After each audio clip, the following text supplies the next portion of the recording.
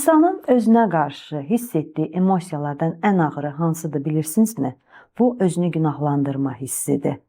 İnsan özünü günahlandırma emosiyası ilə doğulmur. Bu sonradan yaranır və bunu bizdə yaradan ətraf çevrəmiz, ən çox da valideynlərimiz olur. Bu emosiya insanı qəzəbli, kədərli edir, bəzən depressiyaya salır. Sənin günahındır, səhv etməməliydin, bu cür davranmamalıydın kimi cümlələr bizdə özünü günahlandırmaya səbəb olur. İnsan bu cür düşüncələrlə hətta özünü cəzalandıra da bilir. Sən bu zaman insanlara qarşı qəzəbli olursan.